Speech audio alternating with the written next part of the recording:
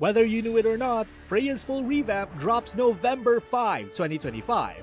A huge overhaul after years of underperformance designed to push her back into meta relevance. Imagine the Valkyrie rising from the shadows with fresh wings, new kit mechanics, and bigger presence on the battlefield. If you thought Freya was just okay before, buckle up. This update could change everything in the ever-shifting world of Mobile Legends. Welcome back to Mobile Legends News, your go-to for deep dives and pro-level insights. Today, we're tracking Freya's evolution, once a beloved classic fighter hero in Mobile Legends Bang Bang. Freya has seen ups and downs, moments of glory, and stretches of irrelevance. This November update marks one of her biggest redesigns yet, with new visuals, new mechanics, and a new identity.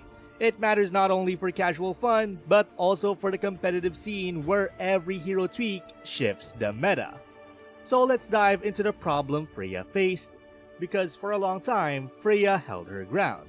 She was the resilient fighter type, able to stick to enemies, trade well in lane, and show strong presence in teamfights. But as the seasons progressed, the meta evolved. Mobility spiked, burst damage rose, and combos became more fluid. Freya's kit simply got left behind. Many players noted her win rate and pick rate suffered. She wasn't terrible, but she wasn't shining anymore. The tools she had, while once effective, started to feel sluggish and outdated when compared to newer heroes who could dash, reposition, and output damage faster. Her second skill's long cooldown, for example, meant she couldn't keep up in pro plays where rapid follow-ups mattered. The passive and basic combo patterns lacked the fluidity required for higher tier play. As one guide puts it, her reworked abilities greatly boost her mobility, sustain, and burst damage output, because previously she simply lacked those attributes. So the challenge for the developers at Moonson was clear: modernize Freya's kit so that she can keep pace with current meta demands, which is mobility, fluid combos, and meaningful sustain in teamfights, while still preserving her core identity as a Valkyrie fighter who wades into the fray and dominates up close. That's never easy. Change too much and you lose what makes Freya unique. Change too little and she remains irrelevant. The revamp needed to strike that balance. They needed to give her the swagger of a timeless warrior but inject enough modern mechanics so that she doesn't feel like a relic. And from the previews and announcements, we can see exactly how they approached that challenge. Moonson basically looked at one of Mobile Legends' oldest fighters and said, you know what, let's make her feel like a Valkyrie again. And they did. From her visuals to her skill mechanics, everything screams modern, mythic, and meta ready. Now let's start with the obvious: the look. Freya is no longer just a simple armor-clad warrior swinging a sword. She's now a full-on Norse-inspired goddess of war. Her armor's been reforged with gold trims and silver wings. Her sword carries runic engravings that glow with divine energy, and her shield looks like something Odin himself could have gifted her. She even got a new hairstyle. That perfect battle-ready braid that screams, "I'm about to wreck your team but look flawless while doing it." The new visual design finally leans into her Viking Valhalla roots, giving her that true Valkyrie aesthetic Moonson always hinted at but never fully committed to. This isn't just a cosmetic upgrade, it's a statement. When you see Freya march into the battlefield now, you instantly get the aura of, yeah, she's not just another fighter, she's the fighter. But looks are one thing, how does she actually play now? This is where it gets spicy. Moonson didn't just add a few shiny particles and call it a day. They rebuilt her mechanics from the ground up, making her smoother, more reactive, and most importantly, more forgiving without removing her signature aggression. So let's start with her passive, Sacred Orb. If you've played Freya before, you probably remembered how clunky it could feel waiting for those orbs to charge mid-fight. You dive in, spend your stacks, and then stand there like, okay, what now? Well, not anymore. The new version of Sacred Orb regenerates out of combat. That's right, she can now charge up before diving in, instead of waiting for fights to happen. It's like Freya just discovered pre-workout. You step into lane, you farm a bit, and by the time you engage, your energy's full, your orbs are ready, and you're primed for chaos. This change might sound small, but it is a game changer. It turns Freya from a cooldown slave fighter into a tempo controller. You dictate when to fight. You build your orbs while rotating, set up your ambush, and when the moment comes, you strike. Boom! You unload everything in one explosion, cinematic combo. It also makes her far less punishing for players who can't stay in constant combat. In short, she's faster to start, easier to maintain, and harder to punish. Now, her second skill. And this is one of my favorite changes. The devs basically said goodbye to cooldowns. Her old version had that painful delay that killed her momentum. You'd hit, wait, hit again, and by the time you wanted to finish someone off, they'd already dashed halfway back to base. In the new Freya Revamp, her second skill now runs on sacred orbs instead of base cooldown. That means the more orbs you have, the more aggressively you can chain your attacks. It's like replacing your manual gearbox with a turbocharged automatic. It's smoother, faster, and way more satisfying. But of course, the cherry on top of this new kit is her ultimate, Valkyrie's Descent.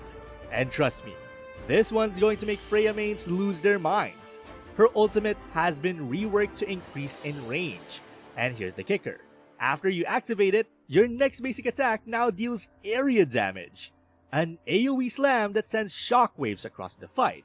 Oh, and she gains sustain during that sequence, either through lifesteal or a defensive buff, letting her survive the chaos she just created.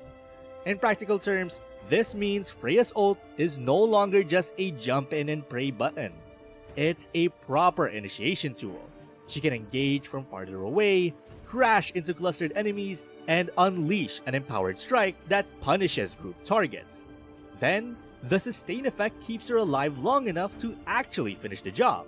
Before, Freya often felt like a suicide diver. She'd go in, delete a squishy, and immediately evaporate. Now, she can go in, deal splash damage, absorb hits, and keep swinging. So, why all of these changes? Simple. To make her combat flow more naturally. Freya's old design was punishing. Miss one skill and your entire window was gone. Get stunned mid-combo and you were done. The new Freya, on the other hand, is built around momentum.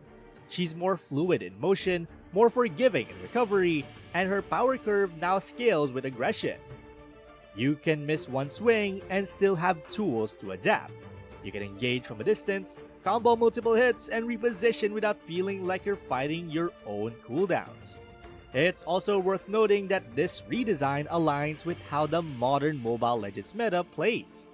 Fights are faster, rotations are tighter, and heroes that can engage quickly and sustain longer are dominating. Freya's revamped kit checks every one of those boxes. She has the initiation tools and sustained DPS, and even the survivability to thrive in extended brawls. It's almost poetic. Moonton took one of the game's earliest fighters and turned her into a perfect fit for the 2025 meta.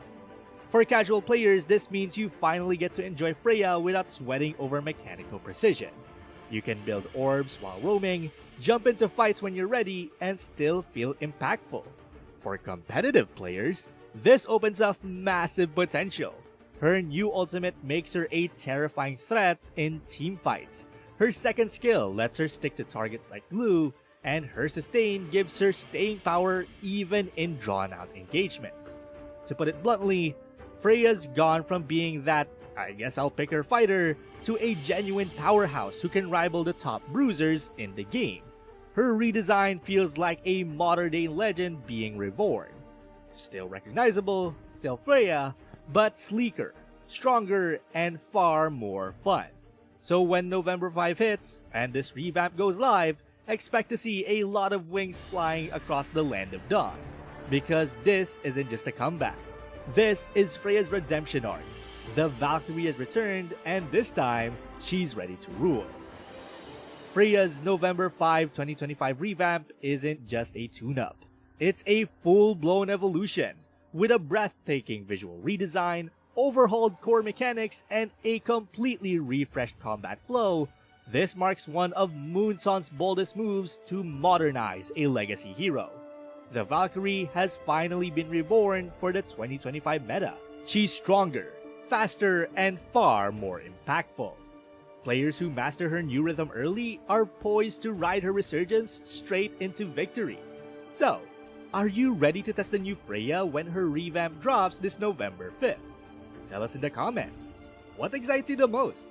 Her revamp passive, her ultimate's AoE slam, or that stunning Valkyrie aesthetic?